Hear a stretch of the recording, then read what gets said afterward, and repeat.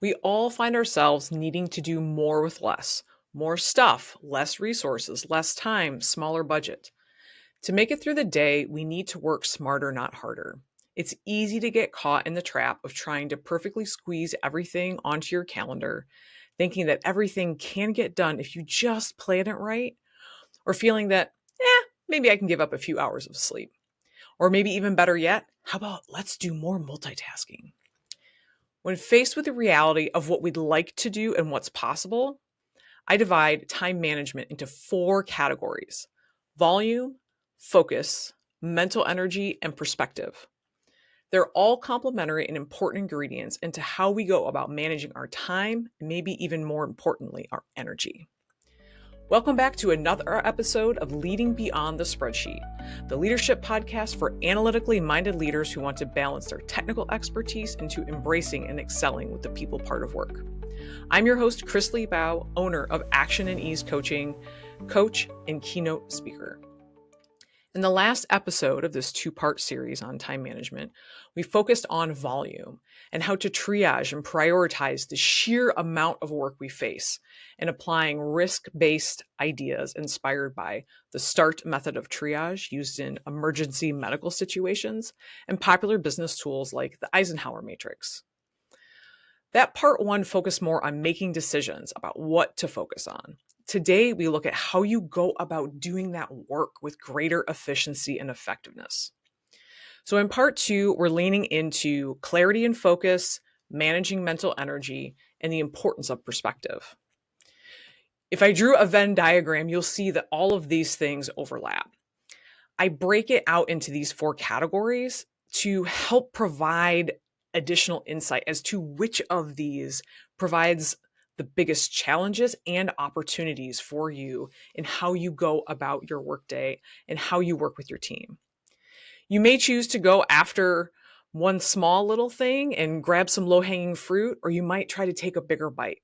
It's really up to you. Though what I will always emphasize is pick one thing and build some momentum with that before you go take the next bite. Chew it well. I encourage you to listen both parts of this series on time management. And again, pick what connects most with you. Let's dive in.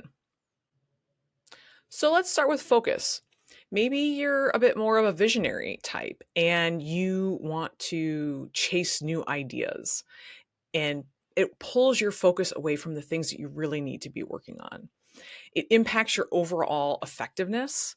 And maybe it's not just you. Maybe you just feel like you're pulled in so many different directions based on the scope of your responsibilities, the diversity of the people within your team, or the number of facilities that you support. And the challenge is that we always feel like we're dropping the ball. There may be a missed opportunity, or maybe we didn't investigate something closely enough. Yes, there is an aspect of volume of work that comes into this. And while it's important to keep our eye on the horizon to some of these bigger things, we also need that ability to be able to pull in and do some of the work. The challenge as we think about different ideas and opportunities within our business is there can be excitement around new shiny objects that can tend to lead us to overestimate what our capacity to support that is, or that of their team.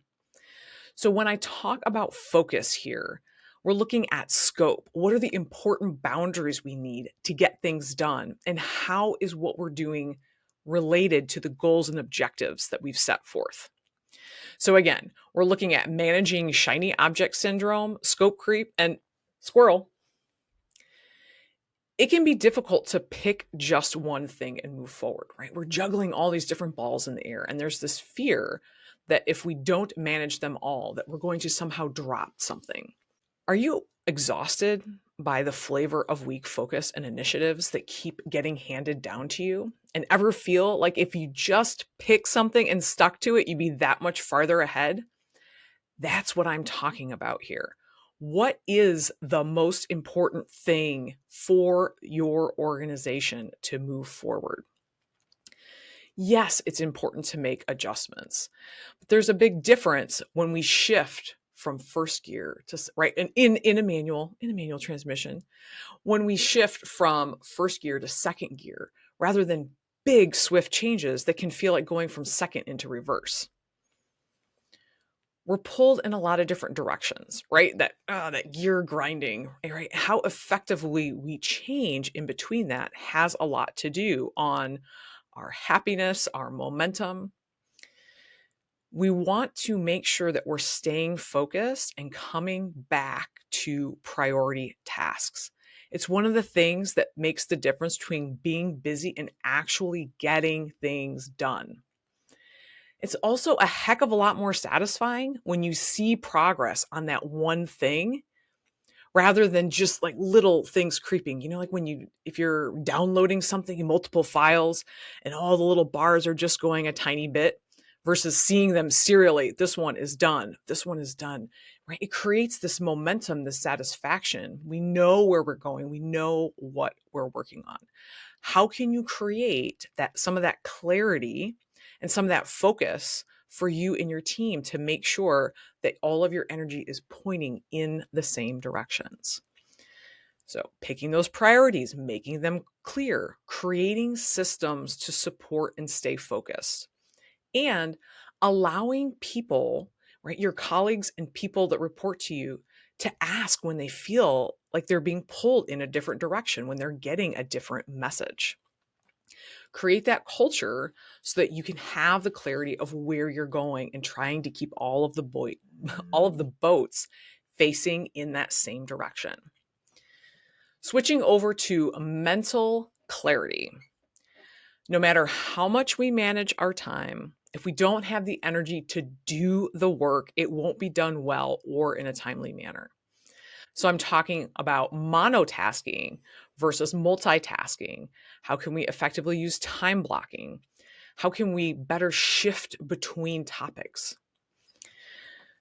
Now, I hear you saying, yes, Kris, that's really great. But the reality of my situation is blah, blah, blah, blah.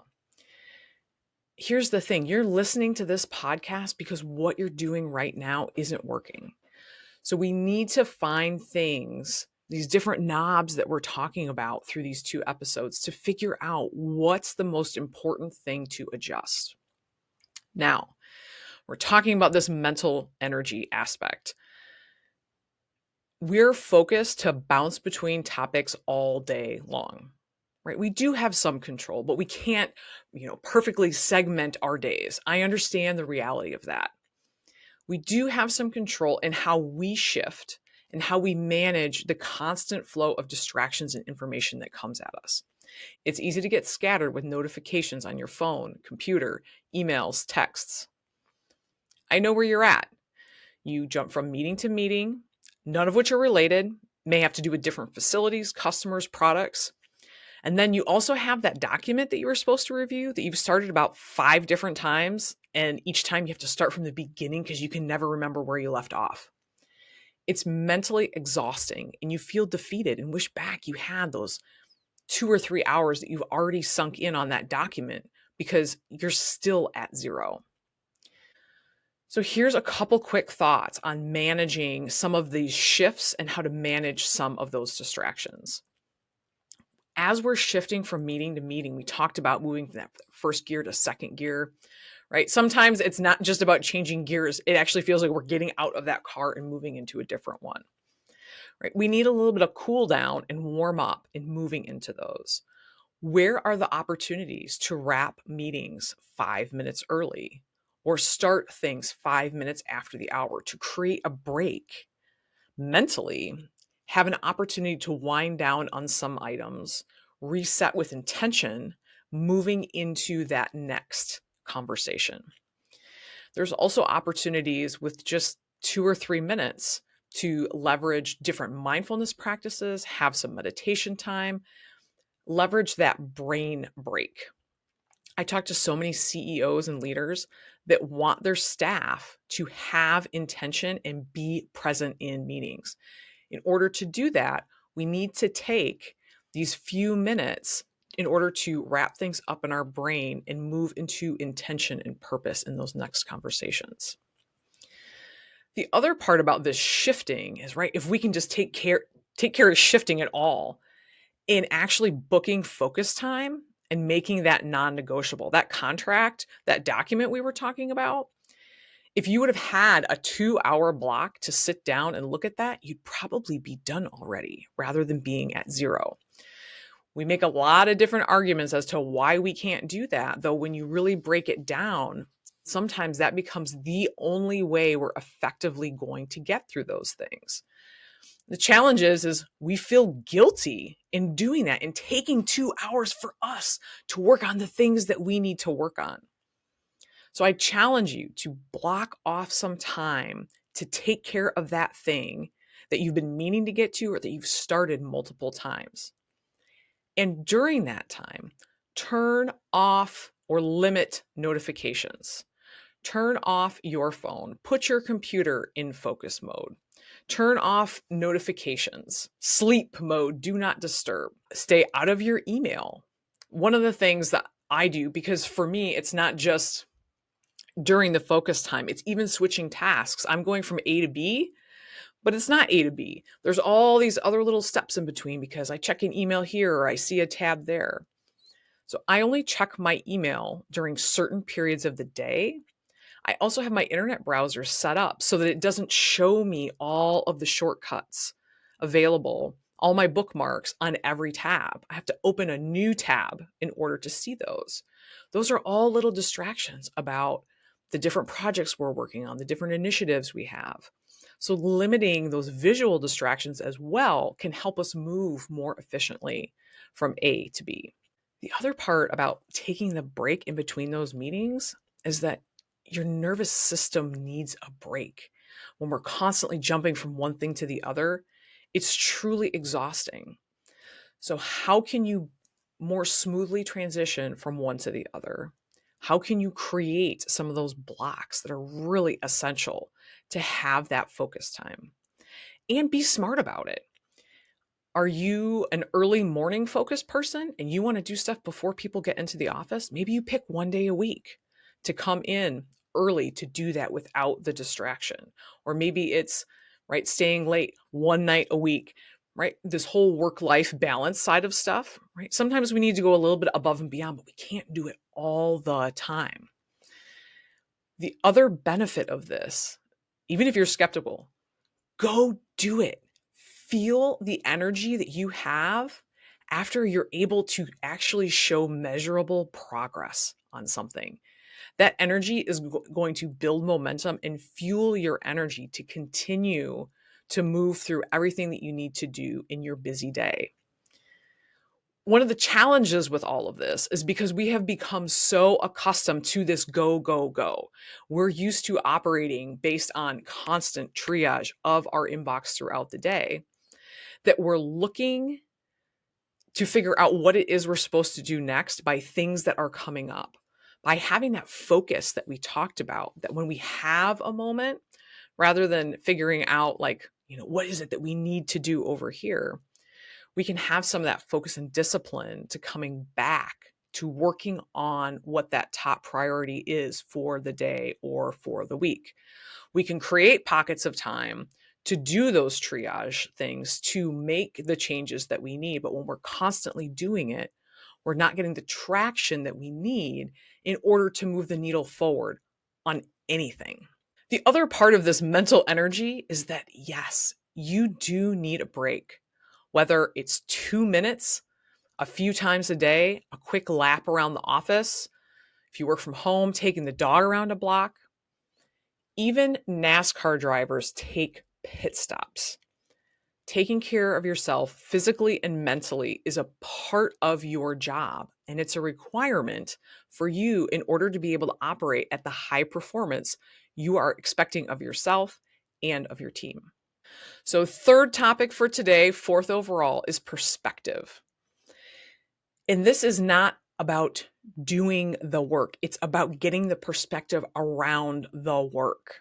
You need to take time to step back and get the 40,000 foot level of what's going on so that you can make smart adjustments, not just in the moment reactionary. How do these things align with those bigger goals? What is your approach to this? What's the balance between the short term and the long term tasks? As well as actually being able to get some perspective on where are we at on that progress bar. When we have small incremental change, we don't always see it unless we're taking the time to deliberately look at that. This time is intentional and valuable time to understand what are the fine tune things that we need in case you or your team is off course. My clients' favorite part about coaching is often taking time to do this right with me, because sometimes they don't see that progress. They don't have that perspective because they're so buried in the details of doing their work. And they don't hold that time on their calendar for themselves. They'll do it if they're in a meeting with me. So I challenge you to give it a try and not let it become overcome by events in your inbox. So today, I hope you found a little bit of low-hanging fruit, like minimizing some notifications. I know there's a bunch of different knobs that we can turn here, and they're really important to find the right ones and make some of these small changes to dial in our habits and patterns in order to see some of the progress that we're looking for. Like I said in the last episode, if you listened all the way through this and are saying, yeah, Kris, this is really great in theory, but none of this has worked for me, I will remind you that a significant part of what we've just talked about here today are things I'll put in the tips and tricks category. They're ideas for execution. They're insights. It's actually putting them into action is where the magic happens, and why coaching can be so powerful to give you the support and perspective to reap the benefits so that you're not running around like a chicken with your head cut off.